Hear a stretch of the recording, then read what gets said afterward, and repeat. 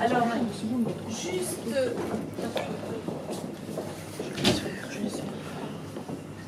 Juste pour vous montrer, vous voyez, on est passé pour les biopsies à des aiguilles en fait d'un calibre plutôt petit, plus petit encore, ça, voilà, un petit calibre. Ensuite, on s'est aperçu qu'il y avait sur les masses trop de faux négatifs parce qu'en fait on ne ramenait que des cellules et ce n'était pas suffisant pour faire un diagnostic précis. Alors on est monté en gamme, en tout cas en diamètre d'aiguille, et du coup on est passé aux microbiopsies qui sont ces aiguilles plus grosses et qui en fait s'arment avec, ici on se met donc juste devant la lésion, voilà, et en fait on tire comme ça. Du coup, on transperce on transfixie la lésion, et à l'intérieur il y a une petite chambre qui permet de ramener, on appelle en jargon une petite carotte, mais c'est exactement ça, c'est une petite carotte qui est analysée. Et donc on en fait en général plusieurs, alors ça dépend des équipes, nous on en fait en général 3 ou 4, il y a certaines équipes qui vont jusqu'à 6, 7, 8. Avec anesthésie locale? Oui, oui, il y a une anesthésie.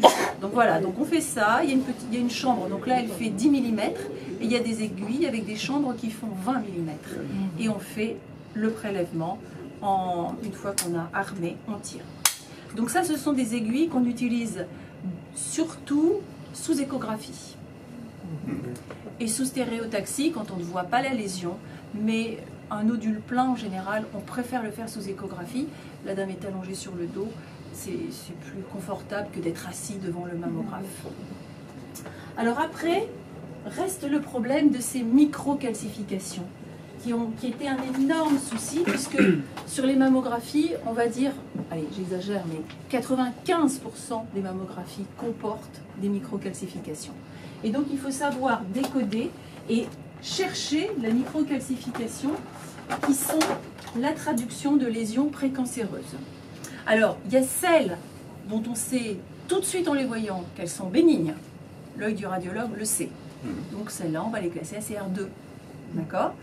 Il y a celles qui sont 2-3 dans un petit coin, voilà, qui ne sont pas grand-chose, on pense que c'est bénin. On va les classer à CR3. On n'inquiète pas la dame, il ne faut pas s'inquiéter. Si un radiologue vous dit en conclusion à CR3, ne vous inquiétez pas, faites passer le message, c'est qu'il n'y a pas d'inquiétude. Par contre, dès qu'on les classe à CR4, c'est que voilà, le risque de cancer, la valeur prédictive positive de cancer est au-dessus de 2%, et il faut savoir. Donc il faut savoir, alors pour savoir, souvent les microcalcifications, on ne voit rien à l'échographie. Ce sont des foyers qui peuvent faire des fois effectivement 1 cm, 2 cm, mais des fois juste 3 mm. Puis des fois, on a toute une plage qui en fait 10 cm. Donc, la variabilité de la taille est immense et il faut quand même avoir le diagnostic. Donc, ce que l'on fait pour pouvoir accéder à ces microcalcifications, on met la dame, on installe la femme sur cette table, comme peut-être vous l'avez enregistré sur les clichés, et on met le sein de la dame là, dans l'orifice. Donc, sa tête est là, sur le côté, et le sein est ici.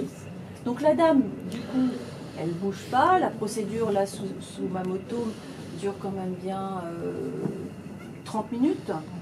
Donc il faut quand même être bien installé. Il ne faut pas bouger. Et le sein ici qui plonge dans l'orifice, donc le médecin et la manipulatrice sont ici. Donc là, le sein va passer ici. On met une petite lame une petite lame en plexiglas. On met le sein entre les deux, on refait le cliché, on met au centre les microcalcifications qu'on veut absolument prélever et assister avec un ordinateur, on va exactement devant la cible. On est assisté par un ordinateur. Et donc là, pour les microcalcifications, donc là vous voyez, on arrive sur des calibres d'aiguilles qui sont beaucoup plus importants. Donc il y a une anesthésie locale. je vous rassure. Le prélèvement est super bien vécu. En fait, ça paraît incroyable, mais en fait, le sein, la seule chose qui est sensible dans le sein, c'est la peau. Une fois qu'on est dans le sein, il n'y a pas de douleur. Enfin, il n'y a pas. C'est pas un organe sensible, à part la peau. L'intérieur du sein n'est pas une structure anatomique particulièrement sensible. Donc, je ne dis pas qu'il ne faut pas faire d'anesthésie, on en fait quand même, mais c'est avec ce genre d'outils. Donc, vous avez, comme tout à l'heure, une fenêtre qui s'ouvre. Et donc là, pour les microcalcifications, on fait... En fait, on tourne comme ça, petit à petit, pour prendre toutes les calcifications. L'idéal, c'est de faire une dizaine de prélèvements. Il y a des équipes qui en font des fois beaucoup plus, qui vont jusqu'à 25, 30 prélèvements. À la suite? Oui. Oui, à la suite. Oui. Mais, excusez-moi, en laissant toujours au même endroit? C'est dans le sein. C'est dans le sein. Oui.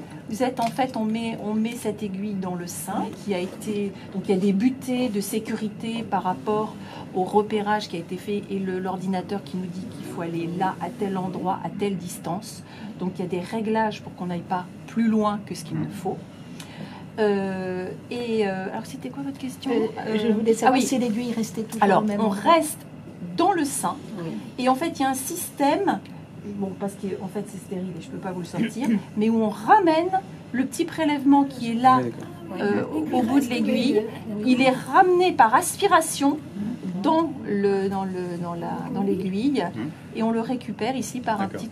Et après, on peut aller chercher un autre permet endroit d'en s'il y a faire besoin. d'autres. Et ensuite, on ne ressort pas. On tourne et on refait un prélèvement et on récupère la petite carotte. On tourne, on fait un prélèvement, on récupère et on met tout ça dans une petite tablette et on fait les radios de ces carottes pour être bien sûr qu'on a des microcalcifications. Donc ça, c'est l'outil qui est utilisé pour les microcalcifications.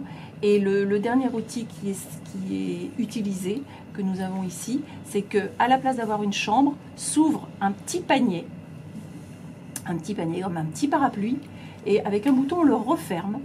Et du coup, sur des toutes petites lésions, on pourrait presque se dire qu'on enlève. C'est presque de la radiologie interventionnelle thérapeutique, où on se dit on enlève la lésion, et du coup, faire presque un geste chirurgical, mais sans chirurgien.